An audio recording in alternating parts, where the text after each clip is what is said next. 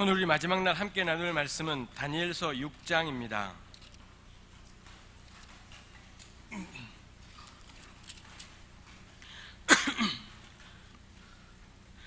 다니엘서 6장 10절부터 18절까지 말씀을 함께 읽겠습니다. 6장 10절부터 18절까지 역시 저와 여러분이 번갈아 한 절씩 그렇게 말씀을 읽도록 하겠습니다. 제가 먼저 읽습니다. 다니엘이 이 조서에 왕의 도장이 찍힌 것을 알고도 자기 집에 돌아가서는 윗방에 올라가 예루살렘으로 향한 창문을 열고 전에 하던 대로 하루 3번씩 무릎을 꿇고 기도하며 그의 하나님께 감사하였더라.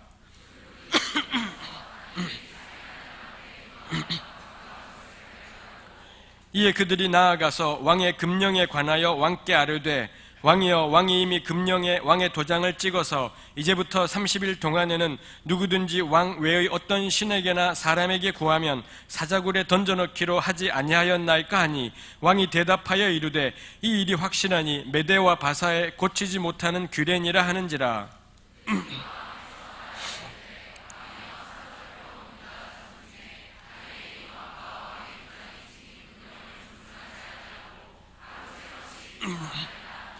왕이 이 말을 듣고 그로 말미암아 심히 근심하여 다니엘을 구원하려고 마음을 쓰며 그를 건져내려고 힘을 다하다가 해가 질 때에 이르렀더라.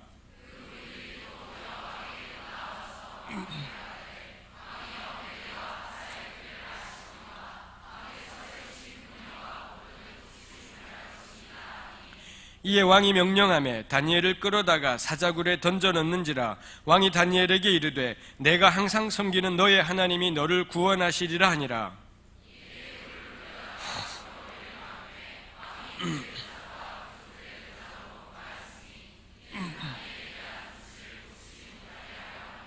함께 읽죠. 왕이 궁에 돌아가서는 밤이 새도록 금식하고 그 앞에 오락을 그치고 잠자기를 마다 아니하니라. 아멘. 다니엘서 6장은 다리오라는 임금의 통치로 6장 1절이 그렇게 시작을 하고 있습니다. 이 다리오라는 임금이 실제 역사적으로는 어떤 임금인지 애매한 것이 있습니다. 우리 가진 성경책에는 바벨론이 멸망한 다음에 이 다리오가 메대 사람 다리오가 나라를 얻었다라고 되어 있는데 실제 역사적으로는 세계 역사 속에서는 이렇게 확인하기가 쉽지 않은 것이 있습니다. 바벨론이 멸망한 다음에 등장한 나라는 페르시아였었고 이 메대를 기반으로 했던 페르시아가 등장을 했고 이 페르시아의 황제가 고레스였었습니다. 이사야서에도 이 고레스라는 이름이 나오기도 하고 에스라서에 나오기도 하고 그렇습니다. 고레스로부터 몇십 년의 세월이 흐르고 나면 등장하는 왕이 이 다리우스 1세라고 세계사에 알려져 있는 이 다리오라고 성경에 나오는 그런 왕이 등장하는 것을 볼 수가 있습니다. 다니엘서는 일어났던 역사를 우리에게 아주 세세하고 쫀쫀하게 알려주는 것, 이게 목적이지 않고 역사라는 소재를 가지고 낯선 땅에서 하나님의 백성들이 어떻게 살아가는지 그걸 전하고 싶은 것이 다니엘서라고 할 수가 있겠습니다. 우리가 이런 성경의 진술들하고 실제 역사하고의 이런저런 충돌 때문에 혹 마음이 불편할 수도 있겠습니다. 저는 그렇게 생각을 합니다. 성경에 접근할 때 성경은 하나님 말씀인 것인데 이 하나님 말씀이 능력인 것은 역사적인 정확성 때문이지는 않다라고 저는 생각을 합니다. 역사적인 정확성은 세계사책에 있지 않습니까? 세계사니 국사니 이런 책들 보면은 역사적인 사실이 정확하잖아요. 그거 보고 은혜가 되어서 너무 감동이 돼, 나도 세종처럼 살아야지, 우리가 이렇게 되지는 않을 것입니다. 이순신 장군, 저도 명량이라는 영화를 보았습니다만 나도 저 장군님처럼 살아야지 이런다고 해서 우리가 그 역사책을 보고 우리 삶이 바뀌고 내 삶의 평생을 이순신 장군 위에 살리라 이렇게 우리가 할 수는 없는 것이겠습니다. 근데 다니엘서를 보게 되면 다니엘을 통해 그의 삶과 그를 하나님이 잘 등장하지는 않습니다.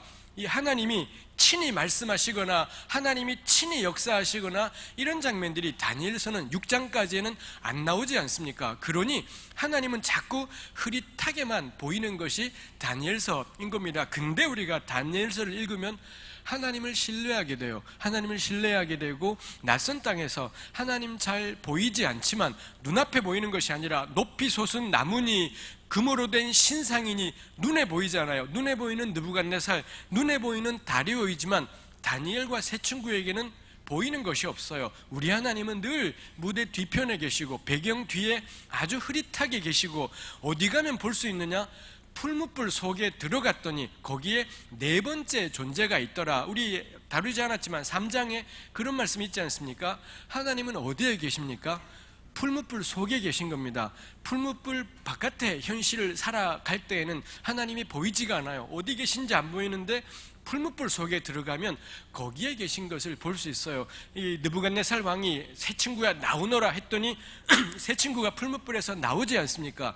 근데 네 번째 존재는 풀무불에서 나오지 않습니다. 그냥 그 불 안에, 마치 우리가 가지고 있는 성경은 그 불 안에 그 네 번째 존재, 아마도 하나님이 보낸 천사를 상징할, 아마도 그리고 하나님을 상징할 네 번째 존재는 풀무불 안에 있더라라는 것을 우리가 생각을 하게 됩니다. 우리 사는 현실은 하나님이 잘 보이지 않습니다. 흐릿해 보이고 잘 보이지 않는데, 근데 다니엘서를 읽으면 그 하나님 의지하게 되고 신뢰하게 되는 것들이 있더라라는 것입니다. 성경을 읽을 때 성경이 역사적 사실이 딱 맞아서 하나님 말씀이지는 않다라는 것, 역사를 배경으로 하나님의 진리를 우리에게 전하고 싶은 것이 있더라이지요. 요거 조금 우리가 확장을 해보면 저도 그렇고 우리 선생님들도 마찬가지일 겁니다. 제가 지난 3일 동안 전했던 말씀들에 우리 선생님들이 동의되지 않는 것들도 있겠고, 아마 곰곰이 집에 가서 따져오면 그때 그자가 좀 틀린 말을 했구나 싶은 것도 아마 있을 수가 있겠습니다. 당연하지 않겠습니까? 제가 쥐뿔도 아닌데 당연히 틀린 게 있지 않겠습니까? 좀 괜찮다 생각, 우리 그래요. 저도 틀리고요. 목사고 구약을 전공했지만 틀린 거 수두룩하고 그런 겁니다. 그게 저고, 그게 우리 모든 선생님들이지 않습니까? 괜찮아요. 우리 좀 틀리면 어떻겠습니까? 우리 좀 부족하면 어떻겠습니까? 내가 딱 맞아서 제가 나누는 말이 하나도 틀린 게 없어서 그래서 역사가 나고 그래서 하나님의 은혜가 나타나는 건 아니겠다 싶은 겁니다. 좀 질그릇에 불과하죠. 겁나 기수가 기수이진 않겠어요. 겁나 그렇지 않습니까? 그게 많은 흠이 많은 그릇이죠. 흠이 많은 그릇이지만 할 수만 있으면 이 복음이라는 보화를 잘 담을 수 있으면 좋겠다 싶습니다. 다니엘서에 나와 있는 이 다리오 왕이라는 존재가 역사적인 정확성이 엄밀하지가 않다라는 건데, 그게 우리를 불편하게 하는 것이지는 않겠다 싶습니다. 이 다리오가 나라를 다스리는데 120명의 지방관들을 세웠다라고 되어 있고요. 그 위에 총리 3사람을 세웠다, 또 그런 내용들로 이어지죠. 지방행정구역을 120개로 분할을 했고, 요거 우리 성경의 에스더나 이런 데 보면은 이 페르시아의 행정구역이 127개의 지방구역으로 되어 있다, 이런 말씀들이 나와 있기도 해요. 127개이든 120개이든 페르시아가 전국을 다스릴 때 굉장히 세분화된 행정구역을 편성했다라는 거고요. 그 행정구역마다 정부 고관 120명 혹은 127명을 세운 겁니다. 의미하는 바가 확실한 중앙 집권적 국가가 이루어졌다, 그런 의미인 거겠죠. 그 120명의 지방관들 위에 총리 3명을 세웠다라고 또 6장의 2절 말씀에 되어 있습니다.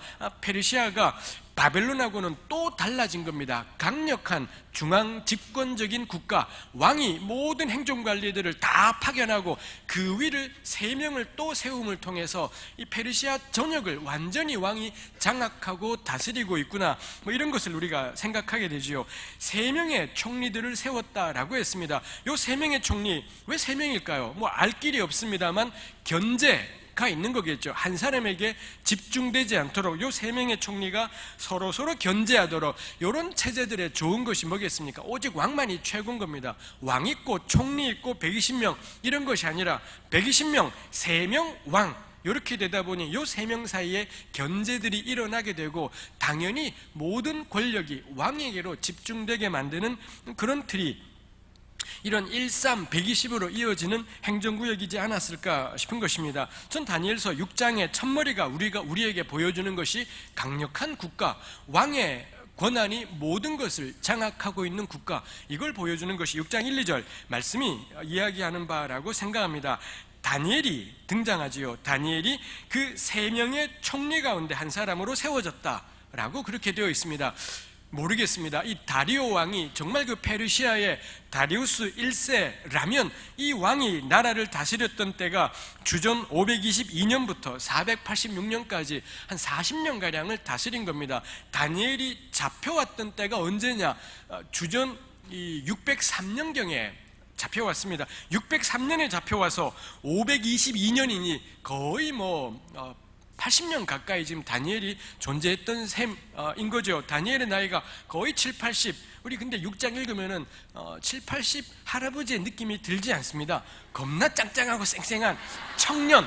6장에 나오는 다리오하고 1, 2장에 나왔던 다리오하고 이 쌩쌩한 느낌이 그대로 다 전해지는 걸 볼 수가 있습니다. 성경이 이 등장인물들의 나이에 대해서 크게 고려하지 않고 기술되어가는 인상이 있는 거고요. 혹은 있는 그대로 우리가 보게 되면은 뭐가 청춘이냐를 우리에게 보여주는 것이기도 하겠다 싶어요. 육체의 나이가 20이면은 30이면은 40이면은 청춘인 거냐? 그렇지 않겠다라는 겁니다. 6장에 다니엘 나오잖아요. 이게 젊음인 겁니다. 이게 청춘이고 젊음인 거죠. 요즘 우리 보게 되면 20대인데도 생각이 너무 달라져 버린 경우들이 있지 않습니까? 저는 그게 젊음이라고 생각되지 않습니다. 어떤 분들이 저에게 목사님은 동안이세요라는 분이 있습니다. 진짜 보는 눈이 대단하신 분이다 생각을 합니다만, 제가 동안인 것은 낯짝이 아니라 마음이다 라고 저는 그렇게 감히 말하고 싶습니다. 나이가 30이 되고 40이 되고 50이 되어도 뭔 상관이겠습니까? 우리 돌아가신 앙드레 김이라는 분 있지 않습니까? 그분 패션에 동의되지 않지만 그분 근데 누가 인터뷰를 한 적이 있습니다. 연세가 얼마나 되십니까? 단 한 번도 그분이 그 나이를 말씀하신 적이 없어요. 자기 나이 잊고 살았고 연세가 실제로는 굉장히 많이 되셨을 겁니다. 근데 그 흰 옷 입고 화장 진하게 하고 그렇게 살지요. 어떤 가치관을 그가 가졌던 간에 적어도 배울 것은 나이 상관없는 그런 삶을 산 것이지요. 우리 선생님들에게 권하고 싶은 거지요. 신중하고 사려 깊은 명철과 슬기가 다니엘 10대 후반에 20대 초반에도 있었고 6장에도 무모함이 여전히 다니엘에게 있지 않습니까? 사자구리고 뭐고 어디든 가는 그 무모함이 있지 않습니까? 20대 때 처음에 교사 임용될 때의 그 마음들이 30이 돼도 있고 40이 돼도 있고 50이 돼도 있는 겁니다. 50대고 60대였다 해서 어디 가든 먼저 앉으려고 그러지 말고 언제든 벌떡벌떡 일어서는 겁니다. 언제든 엉덩이 가벼워서 벌떡 일어서고 먼저 앉으라고 하고 받는 대접을 당연한 걸로 여기지 않고 50이 되고 60이 되고 70이 되어도 몇 살이 되어도 청년처럼 살아가고 그 무모함과 그 열정과, 근데 나이가 이제 20이고 30인데도 명철하고 슬기 있는 말, 신중하고 사려 깊은 말로 그 가장 위험한 상황에 자기 자신의 삶 전부를 던져넣게 되는 그 신중함이, 그 무모함이 우리에게 있으면 좋겠다 싶은 겁니다. 6장의 다니엘은 나이 많을 겁니다. 실제로 나이가 엄청 많지요. 근데 이 낯선 땅이 익숙해지지 않은 거지 않습니까? 이 바벨론 땅이 이제는 페르시아가 되었습니다. 바벨론부터 시작해서 페르시아까지 몇 명의 왕을 섬긴 겁니다. 얼마나 닳고 닳았겠습니까? 여기 선생님들 학교에서 이리저리 다니면서 여러 교장 선생님들, 교감 선생님들 만나지 않습니까? 나이 50대신, 저도 기억나요. 고등학교 때, 중학교 때 50대고 60대신 이 교무 선생님들의 그 능글능글함, 그거 있지 않습니까? 선생 겁나 오래 한 것 같은 그런 티가 나지 않습니까? 그러지 마시라. 그러지 마시라. 권하고 싶어요. 왜 60이 되어서 벌써 인생을 접으려고 하십니까? 왜 50이 되어서 벌써 인생을 접고 노장 취급을 받으려고 하십니까? 80이 되어도 사자굴에 가는 겁니다. 80이 되어도 가장 선봉에 서서 엉덩이 버쩍 들고 일어나서는 어디든 달려가고 어디든 뛰어가고, 전 그게 청춘이고 젊음이겠다 싶은 생각을 하는 것입니다. 저 보시다시피 싸가지 없는 면도 있고 그렇지 않습니까? 그렇지만 5년 뒤에 제가 어떻게 바뀔까요? 6년 뒤에는, 10년 뒤에는 어떻게 바뀌어 있을까요? 저 이제 조금 있으면은 제 딸이, 큰 딸이 이제 대학교 4학년이니 점점 더 저도 사각하고 있습니다.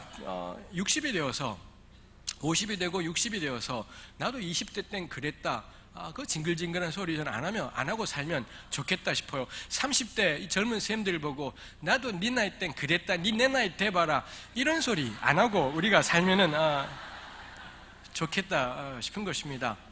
젊음이 무엇인지, 젊다라는 게 무엇인지, 육체의 나이가 몇 살이든 간에 엉덩이 가벼워서 벌떡 일어나는 겁니다. 주저앉아 있지 말고, 자리 짱 받고 앉아서는 어디 가든 제일 상석에 앉아서는 이래라 저래라 하지 말고 벌떡 일어나는 그런 우리 다니엘 같은 낯선 땅에 익숙해지지 않는 그런 선생님이 되면 좋겠습니다. 학교 가서 늘 낯설면 얼마나 좋겠습니까? 선생님들이 늘 낯설고 학교 환경이 늘 낯설어서는 우리 자신을 긴장하게 하고 나 자신을 벌떡 일어서게 하는 그 은혜가 있으면 좋겠습니다. 다니엘을 평가하는 말이 3절에는 마음이 민첩했다라고 되어 있습니다. 이 개역 성경이 민첩하다라고 번역한 단어가 실제 단어에서는, 다른 곳에서는 특별히 스페셜리라는 단어 있지 않습니까? 그렇게 번역된 경우들이 있습니다. 제가 자꾸 이렇게 따져가니 말입니다. 교사 선생님들이 앞으로 성경 볼 때 도대체 이 단어의 뜻을 믿을 수 있는 거야 없는 거야, 그 생각이 들지도 모르겠습니다만, 적어도 영어 성경은 같이 볼만 할 것 같습니다.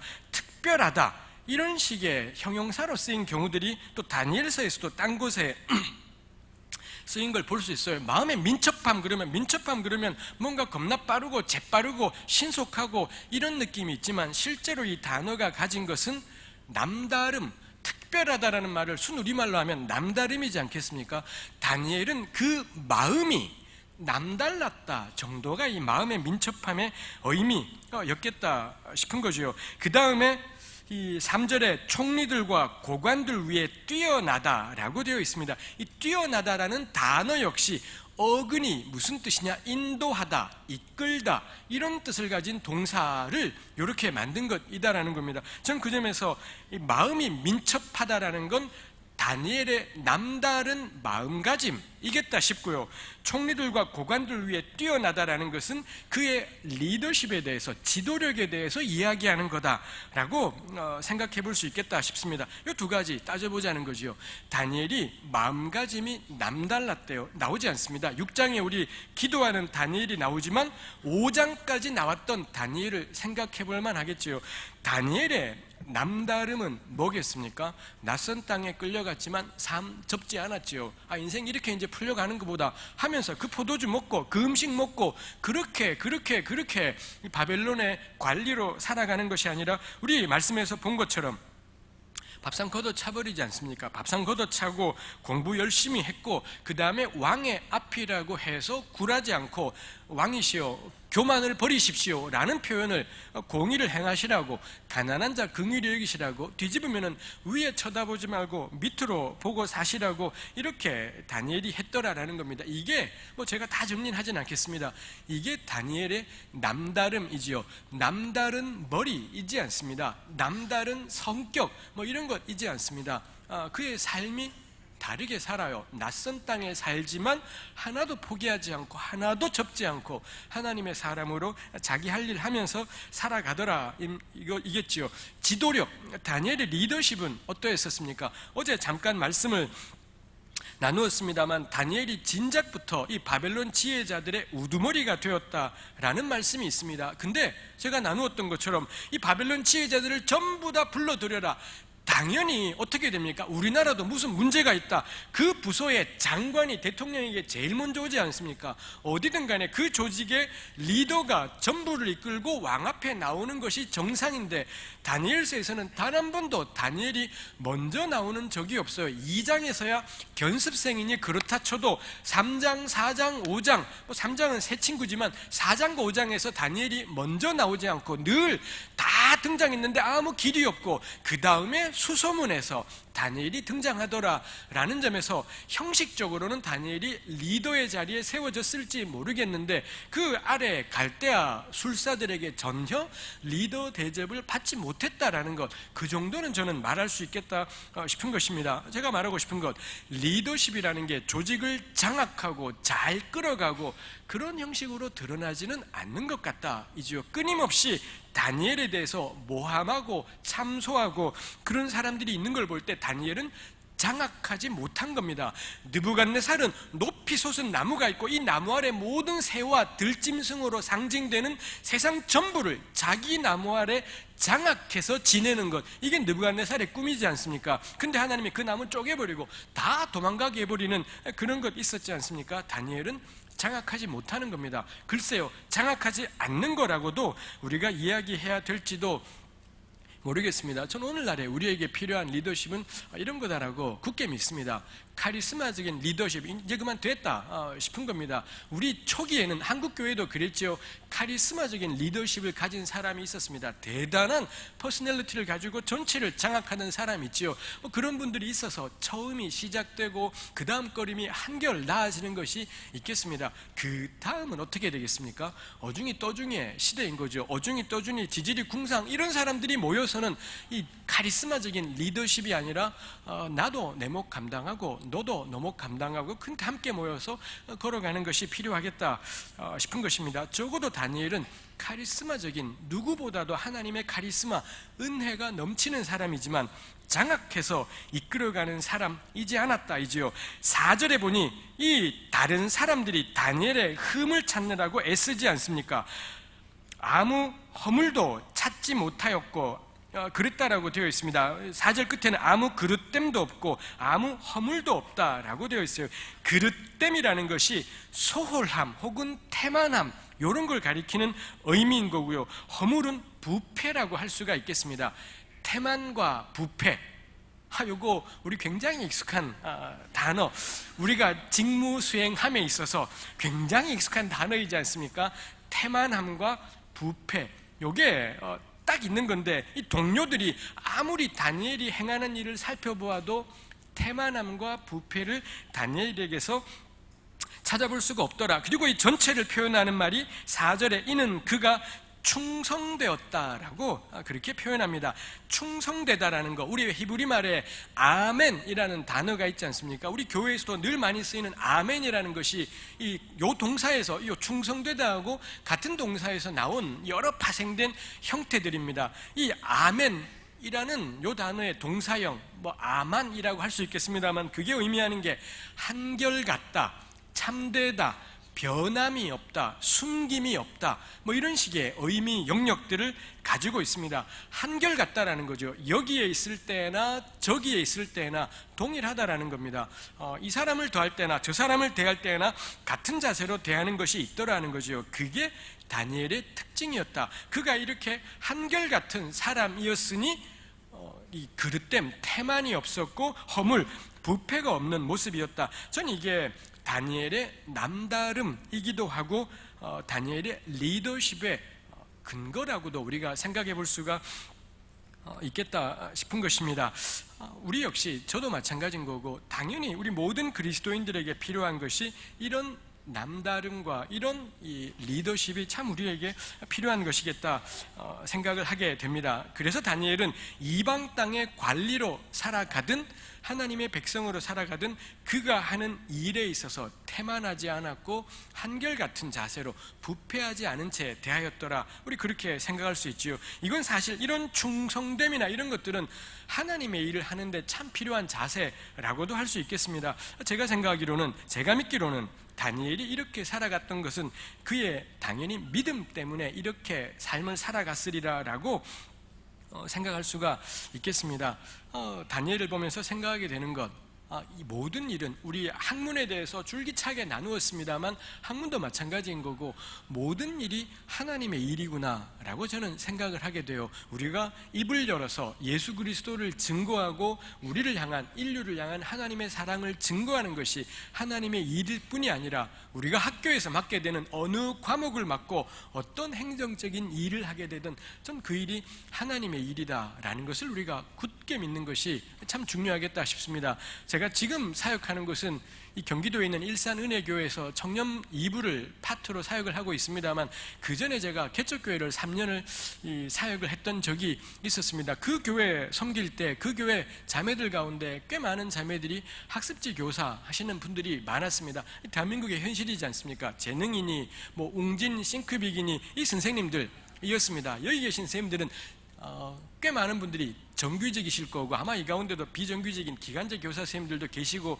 그러겠습니다만 비할 바가 안 되는 것이 우리 학습지 선생님들이지요. 아이들을 방문해서 5분 내지 15분 공부 가르치고 그 다음에 또 옮겨 다니고 특히 재능교육 같은 경우는 이 학습지 선생님들에 대한 비인격적인 대우와 부당한 노동 조건 이런 것 때문에 아직까지도 이 재능교육 문제가 썩 해결되지 않은 것이 있습니다. 우리 선생님들에게 당부드리고 싶습니다. 선생님들은 정규직들이 있을 겁니다. 그러니 비정규직 교사들에 대해서 꼭 관심 가지시면 좋겠습니다. 이 학습지 교사 선생님들에 대해서 남의 일이라고 생각지 않으시면 좋겠습니다. 어제 말씀 나누었잖아요.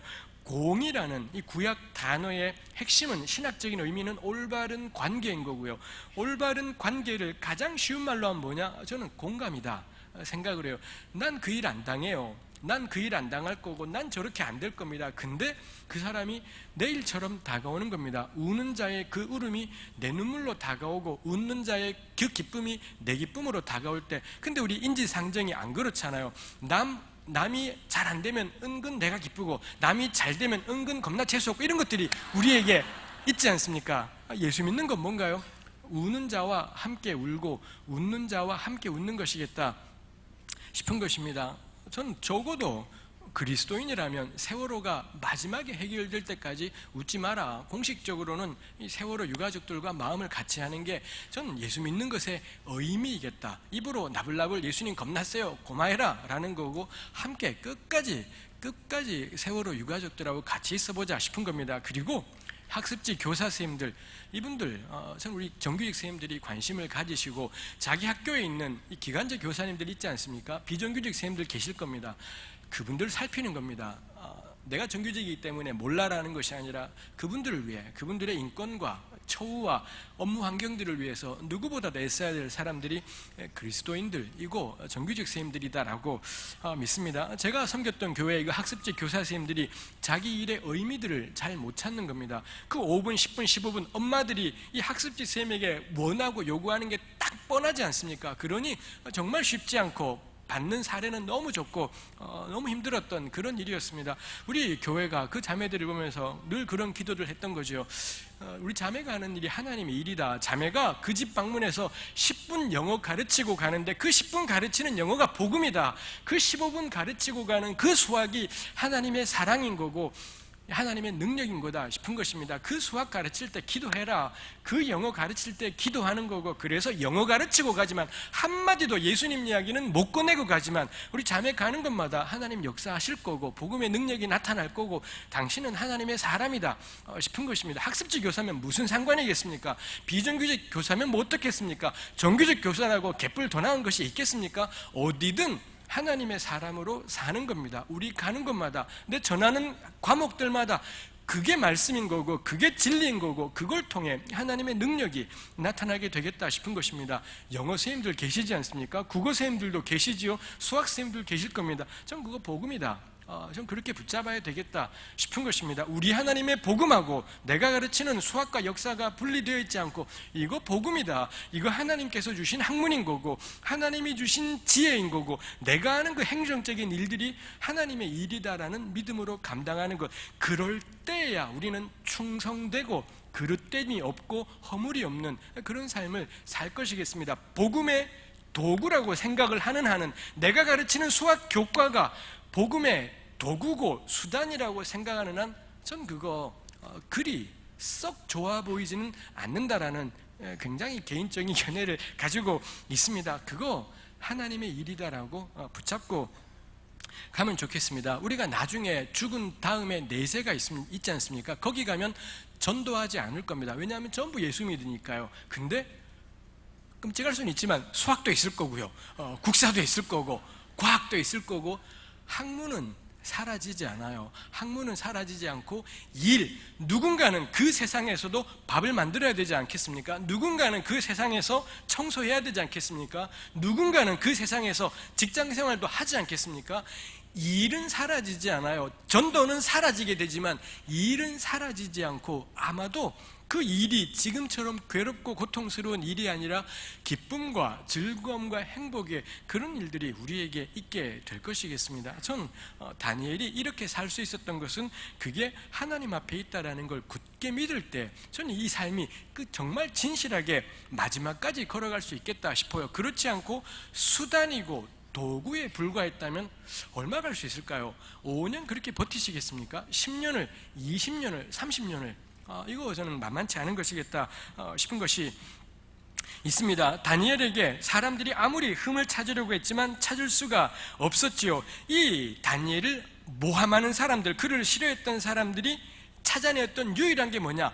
저 친구의 신앙 말고는, 신앙을 어떻게 찾아가서 시비거리를 찾아내야 되지, 그거 말고는 찾을 길이 없더라라는 거고, 그러자 이 사람들이 딱 포착한 게 뭐였습니까? 다니엘은, 글쎄요, 지금까지 다니엘이 5장까지 나와 있는 이런 모습입니다만, 이분은, 다니엘이라는 이 사람은 하나님 한 분이 자기의 왕으로, 자기의 주로, 자기의 하나님으로 고백하는 사람이다. 요거 하나밖에는 파고 들어갈 데가 없더라이죠. 그게 딱 첨예하게 드러난 것이 기도였었습니다. 다니엘이 집에서 하루 3번 정기적으로 기도했다라는 건데, 아마 이거 다니엘이 이것도 굉장히 오래된 습관이었을 겁니다. 그러니 이런 정적들도, 대적들도 다니엘의 이런 습관들을 아마도 알아채고 눈치채고 그렇게 할 수가 있었던 거겠지요. 하루 3번 기도로 표현되어 있습니다만, 이거의 본질적인 것이 말하고자 하는 바는, 다니엘 저 사람은 하나님이 전부인 사람, 하나님이야말로 자기의 왕인 사람, 이 대적들이 딱 눈치챈 거죠. 다니엘 저 친구는 왕이고 뭐고 상관없이 다리오 왕에게 저렇게 충성하고, 다리오 왕에게 페르시아 제국의 일을 저렇게 열심히 하지만 하나님과 문제가 될 때에는 단번에 왕을 걷어차버리고 왕의 규례를 걷어차고 하나님 섬길 사람이다, 이거 안 겁니다. 이걸 딱 깨닫게 된 거고, 그러자 요걸 가지고 시비를 걸어야 되겠다라고 파고 들어온 그런 점들이 있더라라는 거죠. 그리스도인들은 딱 그게 표시가 나는 겁니다. 저 사람 진짜 학교일 열심히 하는데, 자기 맡은 교과 정말 열심히 하고 아이들하고 관계가 너무 좋은데, 저분의 최대 약점은 뭐냐? 하나님이에요. 요거 파고 들어가게 되면은 삶의 전부를 내려놓고서라도 눈이 뒤집어질 그런 사람이다라는 거, 그게 다니엘이 동료들에게 주어져 있던 그런 인상이었고, 동료들이 그거 파고 들어간 겁니다. 그거에 딱 겉으로 드러난 매개체가 이 하루 3번 기도라고 되어 있죠. 본질은 하나님께만 의지하는 사람이냐 아니냐, 그게 이 문제의 본질이죠. 이 신하들이 왕에게 말하지 않습니까? 왕 말고는 이 30일 동안에 누구한테도 기도하지, 의지하지 못하게 하자. 요 30일 동안은 왕에게만 의지하게 하자. 그래서 이 나라를 다스리는 게 누군지, 이 나라의 힘이 누구인지, 이 나라의 권세가 누구인지를 온 국민들로 깨닫게 하자, 이런 제안들을 한 거고요. 다리오 왕이 이 사태의 핵심이 뭔지를 알아채지 못한 채 승낙하지 않습니까? 왜 그렇습니까? 권력들이 절대로 싫어할 일이 없죠. 정기적으로 국민들을 혼낸다라든지, 정기적으로 국민들을 겁준다든지, 이런 걸 통해서 진짜 이 나라의 주권자가 누군지, 이 나라의 목숨의 생사 여탈권이 누구에게 있는지를 늘 이 백성된 자들로 하여금 깨닫게 하는 것이 모든 권력들이 유사일에 늘 해오던 일들이지 않습니까? 적절하게 사건 터뜨려서는 까불면 어떤 일이 일어나는지, 권력한테 덤벼들면 어떤 일이 일어나는지 정기적으로 일어나 왔지 않습니까? 멀지 않게 우리나라만 해도 한국 현대사 내내 권력에 덤벼든 사람들이 어떤 일이 일어났는지 너무나 우리가 잘 알고 있는 그런 일들이 있지 않습니까? 다리오 왕이 이거 선뜻 받아들이더라 라는 것을 볼 수 있어요. 자기한테만 의지하게 한다니 이 왕이 오케이 그렇게 하자라고 하면서 서명했더라 라는 것입니다. 다니엘이 이 사태를 알았지요. 이 모든 사태의 핵심이 뭐냐? 다니엘 자신을 함정에 빠뜨리고 제거하려는 그런 목적이 있었다라는 것을 깨달았습니다. 다니엘이 어떻게 합니까? 우리 선생님들이라면 이런 상황에서 어떻게 하십니까? 우리 알고 있지 않습니까? 다니엘이 개의치 않아요. 아주 좋은 말로 개의치 않은 거고요. 정말 생생한 말로는 개무시하는 겁니다. 왕이 뭔 말을 하든 간에 신하들이 어떤 의도를 가지고 이런 일을 진행하건 간에 무슨 상관입니까? 개무시의 사전적 정의가 아주 적절할 표현이 이런 건데, 다니엘이 왕의 규례를 대하는 태도, 개무시, 뭐 이쯤을 우리가 사전에다가 해야 될지도 모르겠습니다. 다니엘이 충성스럽지요.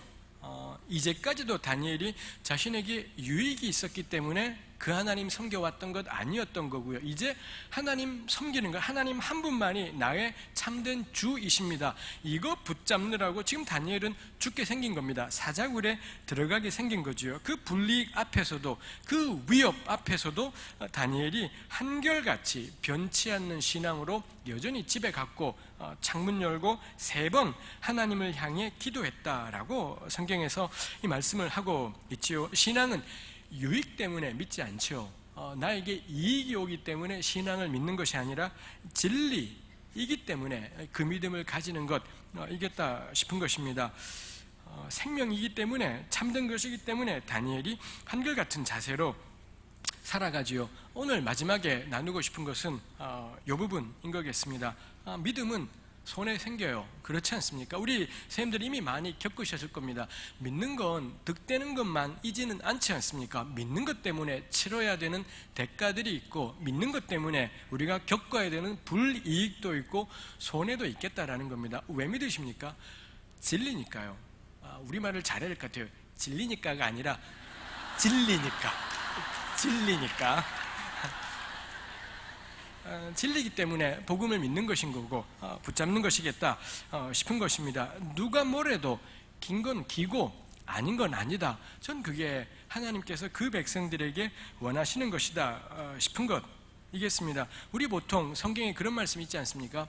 너희들이 보내는 것이 양떼를 이리 가운데 보낸 것 같다. 그러니 뱀과 같이 순결하고 뱀과 같이 지혜롭고 뱀과 같이 지혜롭고 비둘기같이 순결하라, 뭐 이런 말씀 예수님께서 하신 것이 있습니다. 마태복음 10장에 나와 있습니다. 전 이 말씀 너무너무 싫어하는 이 말씀입니다. 마태복음 10장의 말씀은 옳은 말씀이지만 이 말씀들이 인용되는 맥락은 하나같이 지금까지 살면서 정말 많은 사람들이 뱀같은 지혜, 비둘기의 순결이 우리에게 필요하다라고 이야기하는 맥락은 100이면 100. 지금 우리 상황은 뭐냐?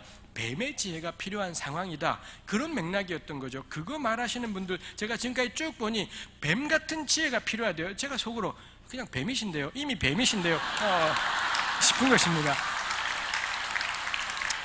마치 뱀의 지혜를 말씀하시는 분들은 이미 우리가 비둘기의 순결은 해결이 되기라도 한 것처럼 뱀의 지혜가 필요하다요. 어쩌면은 우리 교회의 과제는 뱀의 지혜가 아닐 겁니다. 비둘기의 순결일 겁니다. 지금 한국 교회가 욕을 뒤지게 먹는 것은 뱀의 지혜가 없어서 욕 먹는 것이지 않을 거예요. 교회가 교회 같지가 않고 그리스도인 선생님인데 도무지 뭐가 그리스도인이라는 건지, 겁나 주일날 교회 열심히 가는데 그게 예수 믿는다라는 건지, 입만 열면 예수님의 사랑을 전한다라는데 그게 그리스도인인 건지, 이게 회의가 생겨버린 것이지 않습니까? 우리 뱀의 지혜 있다고 해서 난관이 해결될 것이지는 않을 겁니다. 그리고 실제로 마태복음 10장의 본문을 보시면은 뱀의 지혜와 비둘기의 순결은 그런 것을 의미하지 않습니다. 뱀의 지혜와 비둘기의 순결을 가진 제자들이 마태복음 10장에 보시면 그 다음에 어떻게 되느냐, 그렇게 두 가지를 가졌더니 가는 곳마다 핍박을 받게 되고 여기로 도망가고 저기로 도망가고 잡혀가게 되고 끌려가게 돼요. 그렇게 잡혀가더라도 무슨 말을 답해야 될지 염려하지 마라, 이런 권면들을 예수님께서 하시더라라는 겁니다. 진짜 뱀의 지혜는 무엇입니까? 이런 어려움이 있더라도, 이런 핍박과 박해가 있더라도 십자가가 진리인 것을 믿는 겁니다. 우리 예수님 뒤를 따라가는 것이 참된 길이다라는 걸 이 수많은 박해에도 불구하고 꽉 붙잡고 가는 거예요. 그게 지혜인 거지요. 그게 뱀과 같은 지혜로움이겠다라는 겁니다. 뱀의 지혜는 잔머리이지 않습니다. 뱀의 지혜는 요리조리 요령 피우는 것이지 않아요. 뭐가 정말 살 길인 거고 뭐가 정말 생명의 길인지 그걸 붙잡고 걸어가는 길이 전 정말 뱀의 지혜겠구나 싶은 것을 생각하게 되죠. 마태복음 10장에서 예수님이 제자들을 파송하시면서 하시는 이 말씀의 진짜 의미는 십자가가 진리인 것을 굳게 확신하고 걸어가는 삶이겠다 싶은 거죠. 그래서 다니엘은 지혜롭다라는 겁니다. 이 신하들이 왜 자기를 왜 이런 법령들을 만들고 왕은 허락하고 함정인 것을 뻔히 알지 않습니까? 함정인 걸 뻔히 아는데 소나기는 피하라고 한 건데 이 소나기가 분명하지 않습니까? 그런데 이 다니엘이 정말 지혜롭기 때문에 이 친구가 이건 여기는 친구 같진 않아요. 할아버지시기 때문에 친구 같진 않습니다만 이 어르신께서 말입니다. 이 어르신께서 아는 거지 않습니까? 진짜 이분이 지혜로운 분이시기 때문에 왕의 명령을 개무시해버리고 창문 다 열고는 예루살렘을 향해 하나님의 성전을 향해 하나님께 기도했더라 라고 말씀하고 있더라지요. 저에게나 우리 선생님들에게나 뱀의 지혜가 있으면 좋겠습니다. 우리 이 교육원실 속에 나아갔을 때 뱀의 지혜, 비둘기의 순결이 있어서 십자가가 질린 걸 믿는 겁니다. 죽는 것이 사는 길임을 믿는 건 거고요. 그 은혜가 우리에게 있으면 좋겠습니다. 5절에 하나님의 율법이라는 단어가 이 다니엘을 함정에 빠뜨리려면 하나님의 율법 가지고 시비를 걸어야 된다. 대적들이 알았다라는 건데 5절에 나와 있는 하나님의 율법, 그럴 때 그 율법이라는 단어가 8절과 12절, 우리 12절에 보시면 12절 끝에 메대와 바사에 고치지 못하는 규례, 거기는 규례라는 단어로 개역 한글 성경 한글로 번역되어 있습니다. 관건은 뭔가요? 하나님의 규례와 메대 바사가 페르시아죠. 페르시아의 규례와 두 개의 규례가 충돌이 되어버린 그런 상황이다라는 거죠. 지금까지는 그럭저럭 왔던 건데 말입니다. 딱 다니엘이 하나님의 사람으로 살아가는 한은 하나님의 규례와 이 세상이 우리에게 원하는 규례, 절대 권력이 정한 규례인 겁니다. 이 규례가 얼마나 살벌한지 왕도 함부로 바꿀 수가 없지 않습니까? 왕조차도 굴복하는 규례인 건데 그 규례가 이쪽에 있다는 거죠. 이럴 때 다니엘이 어떻게 할 거냐? 다니엘이 이 메데 파사의 규례를, 페르시아의 규례를, 왕의 규례를 왕조차도 함부로 하지 않는, 왜냐하면 왕권이 달린 것이기 때문에 함부로 하지 않는 거죠. 다니엘이 어떻게 합니까? 하나님의 규례 때문에 이 규례 걷어차버리는, 깨끗하게 개무시해버리고 하나님의 규례를 앞세우는 그런 일들을 행하더라라는 것입니다. 아까 우리 다니엘이 충성되었다라고 했습니다. 충성되다, 한결같은 자세로 그에게 맡겨진 일을 감당하는 겁니다. 요즘식으로 표현하면 글쎄요, 부지런함, 성실함 이런 말로도 말할 수 있을지 모르겠습니다. 예수 믿는 게 부지런해지는 걸까요? 예수 믿는 게 성실한 사람들로 바뀌어가는 것인 걸까요? 예수 믿으면 부자 된다는 이야기가 꽤 오래 있었더랬습니다. 엄밀하게 따지면 예수 믿으면 부자 되지 않습니다. 예수 믿는 사람들은 대부분 부지런하고 성실해지지 않습니까? 부지런하면 남들보다 잘 살게 될 가능성이 훨씬 높을 거고요. 성실하면 남들보다 경제적으로 더 나은 환경이 될 건 거의 확실한 이야기일 겁니다. 예수 믿으면 부자가 되는 것이 아니라 부지런하고 성실하게 살면 어떤 종교를 가지더라도, 지 주먹 하나 믿고 살더라도 부지런한 사람은 잘 되게 돼 있고 성공하게 되어 있는 것이지요. 예수 믿는 건 그거하고 연관되는 것이지는 않겠다 싶은 것입니다. 예수 믿는 게 부지런해지는 거냐 싶은 겁니다. 저도 역시 우리 딸아이들 보고 부지런해라 라는 이야기를 하지만 믿는 게 부지런해지는 걸까? 부지런함과 성실함이면 다 되는 걸까 싶은 거지요. 한나 아렌트라는 미국의 사회학자, 정치학자가 있습니다. 그 자매님이 쓴 책에 예루살렘의 아이 희만 이라는 책이 있습니다. 이 한글로도 번역이 되어 있습니다. 정말 번역을, 숭실대 교수님이 정말 번역을 잘했고 정말 좋은 책인데 읽으면 도무지 이해가 안 되는 아주 놀라운 책입니다. 제가 권했던 그 어려운 책의 대명사라고 할 수 있습니다. 스토리는 뻔해요. 아돌프 아이히만이라는 나치에 있던 중간 관리가 유대인의 학살, 아우슈비츠 학살을 비롯해서 유대인 학살의 책임자였기 때문에 그 아이히만이 2차 대전 끝나고 아르헨티나까지 도망가는데 이스라엘 경찰이 그까지 쫓아가서 잡아와서는 예루살렘에서 전범 재판, 전쟁 범죄자에 대한 재판이 벌어져서는 사형 판결을 받게 되는 이 재판 광경을 싣고 있는 책이 예루살렘의 아이히만이라는 책입니다. 너무 명료한데 도무지 이해가 안 되는 하여튼 그런 책이죠. 이런 어려운 책들은 그냥 읽는 겁니다. 이해가 안 돼? 넘어가는 거죠. 넘어가고 이해되는 데만 읽는 겁니다. 그러고도 분량이 겁나 많기 때문에 이해되는 데만 읽어도 한도 끝도 없이 읽게 되는 책이기도 해요. 내용은 겁나 명료해요. 그러니 어려운 데는 다 무시해버리고 쉬운 데만 읽는 겁니다. 어려운 책들은 그렇게 읽는 거죠. 쉬운 데만 읽고 다시 한 번 더 보면은 좀 달라지는 게 없을 수도 있겠습니다. 하여튼 간에 아히만이 그랬다라는 거죠. 아히만 이분 착한 사람이었습니다. 그래서 유대인 담당이었던 건데, 할 수만 있다면 나치의 초기 정책은 유대인들을 독일 바깥으로 쫓아내는 거였고요. 그러다가 시간이 나중 전쟁 말로 가서는 시간이 없어서 또 쫓아낼 나라가 없어서 어떻게 하느냐, 최종 해결책, 유대인 문제에 대한 최종 해결책이라고 해서 유대인들을 몇 군데 수용소에 전부 모은 다음에 단번에 학살해라, 가스를 틀어서는 전부 죽여라. 그래서는 아우슈비츠 같은 데서 합쳐서는 100만이 넘는 유대인들이 단번에 죽어갔던 어마어마한 일, 그게 유대인 문제에 대한 최종 해결책이었다라는 겁니다. 그게 아히만에게 가장 마지막 결정이 딱 오게 된 거죠. 아히만이 그 도장을 찍었고, 그래서는 전범으로 재판을 받는데 이분이 그러는 겁니다. 내가 무슨 잘못을 했냐, 우리 부모님이었더라도 나는 공과 사를 구분해서 똑같은 일을 했을 거고, 나는 나에게 맡겨진 일을 정말 부지런하고 성실하게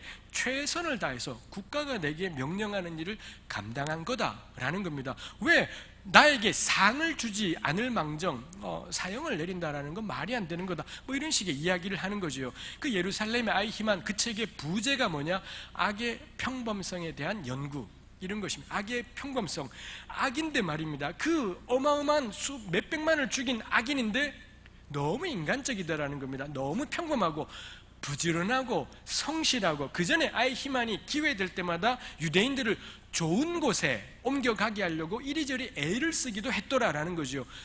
착한 겁니다. 착한 데다가 부지런하고 성실하고 꼼꼼했던 거지요. 그리고는 마지막에 최종 해결책이 내려왔을 때 아주 꼼꼼하게 그 일을 진행했고, 어마어마하게 많은 사람들이 죽었지요. 성실함을 어떻게 하겠습니까? 성실함 가지고 문제가 해결되나요? 부지런함 가지고 문제가 해결되나요? 아까 우리가 우리에게 주어진 일을 하나님의 일로 여기자라고 했습니다. 또 하나 필요한 게 뭐겠습니까? 하나님의 일인데 말입니다. 그거 성실함만 가지고는 해당되지가 않겠더라라는 것이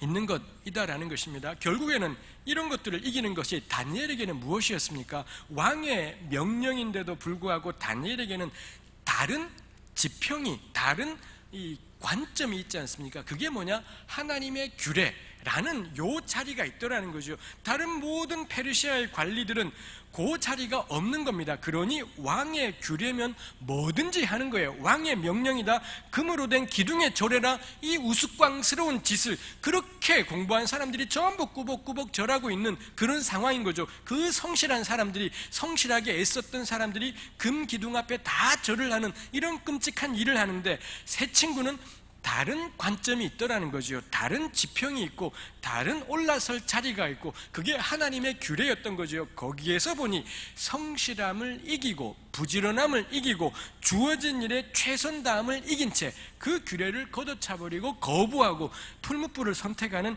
그런 일들이 있더라라는 것입니다. 그리고 다니엘은 여기서 사자구를 선택하는 그런 일들이 있더라이지요. 충성스러움, 부지런함, 성실함만으로 다 되는 것이지는 않겠다라는 것입니다. 전 예수 믿는 게 부지런해지는 것이지는 않겠다라는 거죠. 예수 믿는 건 하나님 따라가는 겁니다. 하나님의 규례가 우리의 전부인 줄을 아는 거고, 하나님이야말로 이 세상의 모든 것 위에 계신 분이다, 이거 붙잡는 것이 저는 예수 믿는 것의 근본 가운데 있는 것이겠다 싶은 것입니다. 우리에게 그 눈이, 그 은혜가 저에게도, 우리 선생님들에게도 있었으면 좋겠습니다. 다리오 왕이 나중에야 깨달았습니다. 이게 다니엘을 죽이려는 사람들의 음모였구나. 근데 이 다리오 왕이 다니엘을 되게 좋아했던 것 같아요. 그러니 우리 본 것처럼 다니엘을 살리려고 애쓰지 않습니까? 심지어는 금식까지 하고 마치 유대인처럼 행동하는 것을 볼 수가 있습니다. 근데 못 살려요. 이것도 역시 우스꽝스러운 모습이죠. 자기가 내린 명령에 구속이 되어서는 이걸 어떻게 하지를 못한 채 사람이, 멀쩡한 사람이 죽어가는데도 지켜만 보고 있는 이런 다리오의 모습이죠. 이 대조적입니다. 다니엘은 왕이 아무리 명령을 해도 다니엘이 왕에 대해 가지는 태도도 대단히 신중해요. 나중에 사자굴 속에서 나올 때 다리오가 다니엘아 너 괜찮니? 물어보았을 때 다니엘이 답하기를 왕이여 만수무강하소서, 이렇게 이야기하지 않습니까? 웃음이 정확할 수도 있겠습니다. 요게 제가 말씀을 준비할 때는 그 생각이 안 들었는데 웃음을 듣는 순간 내가 잘못 생각했을 수가 있겠구나 싶어요.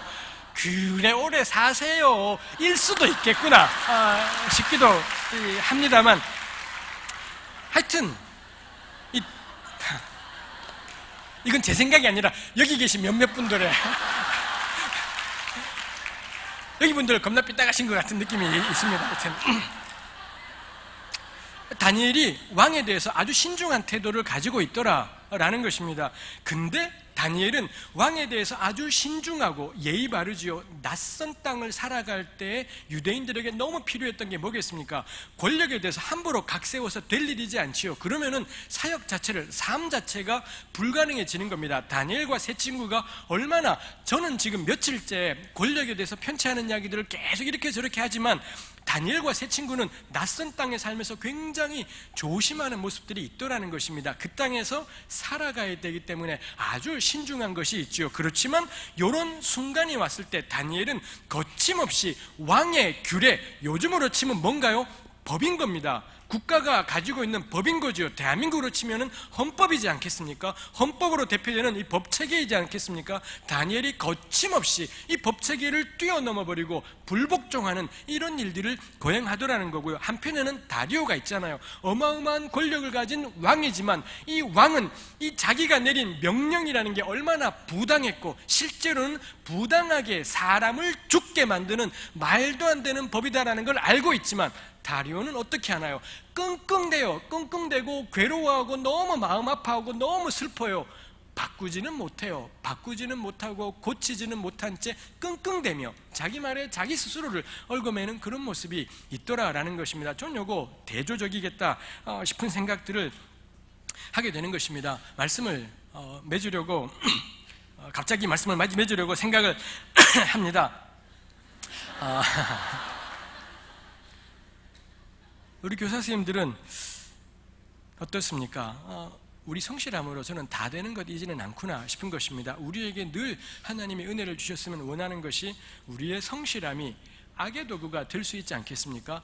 불의한 틀 가운데에서 나의 부지런함은 그 불의가 더 빨리, 더 세밀하게, 더 꼼꼼하게 확산되고 전파되는데 기여하게 될 것입니다. 우리 나중에 가서 저는 제게 주어진 일을 최선을 다했을 뿐인데요, 이렇게 말하시겠습니까? 이 아이히만 사건의 또 하나의 끔찍한 점은 유대인 학살에 대한 최종 서류의 이름이 뭐냐? 유대인 문제에 대한 최종 해결책, 이렇게 내려왔다라는 겁니다. 이게 유대인 학살 이렇게 내려오면 중간에 사인하는 사람들이 다 불편했을 겁니다. 근데 서류 이름이 최종 해결책인 거예요. 그러니 서류 내용을 훌쩍 보니 다 죽이자인 건데 닫으니 최종 해결책인 거죠.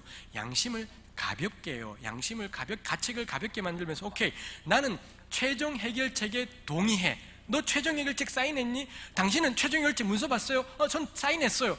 최종 해결책이라는 말로 오가게 되니 그 안에 숨겨져 있는 몇백만의 집단 학살이라는 게 온통 가려져 버리게 되는 게 있더라는 것입니다. 우리 선생님들이 학교 현실을 살아가면서는 이런 일들은 혹시 없으신가라는 거죠. 그 멋진 말들 속에 그 중립적이고 객관적인 표현들 이면에 담겨있는 불의와 불법들, 그런 것들이 저질러지고 있는 것은 없는가? 그에 대해 예수 믿는 나는 내가 선생님인 것이 예수님을 증거할 수 있는 너무 좋은 기회인 건데, 하나님이 어떤 분인지를 드러낼 좋은 기회인 건데, 이 문제 때문에 내가 지금 학교랑 충돌이 돼야 되는 건지, 내가 지금 이 문제를 붙어 싸워야 되는 건지에 대해서 우리는 어떤 태도를 취할 건가라는 문제가 있는 것입니다. 제가 이걸 무슨 정답을 이야기할 수 있는 것이지는 않겠습니다. 전 그렇지만 오늘 설교의 제목은 긴 건 기고 아닌 건 아니다 라고 저는 그렇게 정했습니다. 틀린 건 틀린 겁니다. 맞는 건 맞는 거고요. 누가 뭐래도 아닌 건 아닌 거다 싶은 생각들을 하는 것입니다. 우리 그 관점이 우리에게 있지 않습니까? 우리 학교 법이라는 게 아무리 세도, 대한민국의 국법이라는 것이 아무리 세도 우리에게는 하나의 더 지평이, 관점이 있지 않습니까? 하나님의 규례가, 그 생명을 향한 공의를 원하시는 하나님의 규례가 우리에게 가장 위에 있는 법이지 않겠습니까? 이거 우리가 붙잡으면 좋겠습니다. 이거 감당하기 위해서 필요한 게 뭘까요? 다니엘의 3번 기도 였을 겁니다. 우린 기도하라고 부름받은 사람이 아니라 이것부터 싸우라고 부름받은 거지요. 요것부터 싸우기에 필요한 게 뭐냐? 우리가 얼마만큼 하나님께 기도하고 공동체와 더불어 교제하고 그게 있겠지요. 기도가 인생의 목적인 것이 아니라 붙어 싸우는 게 목적인 거겠습니다. 이걸 위해서 다니엘이 기도해 왔다 싶은 생각들을 하게 되는 것입니다. 우리 전교조라고 해 전국 교직원 노동조합이 있었지 않습니까? 전교조가 초기에 제가 대학 때 전교조가 처음 생겼더랬습니다. 그러고는 대량 해고 사태가 생기고 난리법석이 있었지요. 전교조에게는 그런 과거가 있습니다. 이거 정말 저는 전교조를 지금 지지하든 말든 무시 못할 과거다 생각을 해요. 그 전교조 가운데는 아마 그리스도인 교사 선생님들도 꽤나 많은 분들이 계셨을 것 같습니다. 오늘날에는 어떠할까요? 오늘날에는 한국 교회, 한국 교육의 현실들의 변화들을 생각할 때 어떤 계기들이 있을지 모르겠습니다. 저는 어쩌면 오늘날에는 정말 그리스도인들에게 어떤 사명이 있는 것이 아닌가. 우리 현실 속에서 틀린 건 틀렸다 하고 옳은 건 옳다 할 때 그걸 통해 어떤 역사가 일어나게 되는 것은 아닐까 싶은 생각이 드는 것입니다. 이 말씀을 끝내겠습니다. 우리 선생님들 참 고생 많으셨고 아마 힘드실 겁니다. 제가 첫날에 왔을 때 생각했던 것보다 선생님들이 더 많이 오셨다는 이야기를 인도하시는 분들에게 들었습니다. 딱 첫 느낌이 정말 이 교육 현실이 쉽지 않구나 라는 마음이 들었어요. 힘드신 거죠. 힘들고 우리 답답하고 막막한 것이 있는 것인 거겠습니다. 선생님들 정말 애써 오신 거고 수고하신 거고 괜찮고 잘 살아오셨다 싶은 거죠. 이제 가서 또 붙어 싸우는 겁니다. 붙어 싸우고 열심히 기도하고 하나님 의지하고 하나님의 능력을 구하는 거죠. 어떻게든 공동체를 찾아서 이 다니엘에게 새 친구가 있는 것처럼 어떻게든 공동체가 있어야 될 겁니다. 공동체 찾아서는 중보기도 하는 겁니다. 그리고는 학교 현장에 가서 우리에게 주어진 일을 하나님의 일로 감당하면 좋겠습니다. 그리고 우리에게 있는 그 관점 때문에 누가 뭐래도 틀린 건 틀린 거고 그 틀린 것 때문에 판을 엎다가 뒤지게 다니엘은 사자굴에 가지 않습니까? 이게 사자굴에 가면은 이 천사가 다니엘서 전체 6장까지 해서 천사가 등장하는 딱 두 장면이 어디냐? 하나는 풀무불이고 하나는 사자굴 이더라는 겁니다. 거기 가야 천사를 만나요. 거기 가면 하나님이 또 계신 것을 우리가 만나게 돼요. 풀무불이 우리의 현실인 겁니다. 사자굴이 우리의 현실인 거죠. 예수 믿는 사람들이 하나님이 누군지를 아는 사람들이 그 풀무불에 가보자 싶지요. 말하는 저도 가야 되겠습니다만 하여튼 신중하게 생각을 해보도록 하겠습니다. 저나 우리 선생님들이나 우리 기독교사들이 그 풀무불의 삶 속에서 사자굴 속에서 하나님을 예배하고 경배하고 긴 건 기고 아닌 건 아니다라고 말할 때 그래서 어쩌면은 하나님께서 이 시대 가운데 우리에게 놀라운 역사들을 이루어 가실 수 있겠다 싶은 것입니다. 함께 우리가 그 길을 걸어가면 좋겠습니다. 제가 기도하겠습니다. 하나님 아버지, 또 주님께서 우리에게 은혜를 주셔서 4번에 걸쳐서 다니엘서의 말씀을 이렇게 저렇게 보게 하신 것을 감사를 드립니다. 하나님께서 우리에게 다니엘을 통해 귀한 말씀 주셨으니 다니엘이 낯선 땅에서 몇십 년을 살면서도 그 땅에 익숙해지고 길들여지지 않은 채 하나님의 사람으로 살았던 것을 우리가 발견하게 됩니다. 하나님, 여기 계신 우리 모든 분들에게 우리 학교 현장이 있습니다. 우리 교실의 현장이 있고 거기서 만나게 되는 우리 아이들이 있습니다. 하나님, 다니엘이 느부갓네살에게 권했던 공의를 행하고 가난한 자 긍휼히 여기라는 그 권면이 우리에게 들려지게 하시고 학교에서 만나는 우리 아이들을 긍휼히 여기고 약한 아이들을 돌아보고 가난한 아이들을 돌아보고 하나님이 기뻐하시는 공의를 감당하는 저희들이 될 수 있게 하시고 공의가 우리 아이들에게 전파되고 나누어지고 가르쳐지게 하옵소서. 우리가 학교에서 만나게 되는 끔찍하고 동의 못하는 현실들이 또한 있습니다. 주님, 다니엘에게 역사하셨던 것처럼 우리에게도 긴 건 기고 아닌 건 아니라 말할 수 있는 그 은혜가, 그 담대함이, 그 용기가 우리에게 있었으면 좋겠습니다. 세상 모든 사람이 그 앞에 굽신거리고 절할 때라도 우리가 거기에 절하지 않고 하나님이 우리의 주가 되심을, 하나님만이 나라고 권세이심을 고백하는 그 은혜가 우리에게 있었으면 좋겠습니다. 주님, 우리들을 그리스도인으로 불러주시고 교사로 불러주신 것 감사드립니다. 예수님의 이름으로 기도하였습니다. 아멘.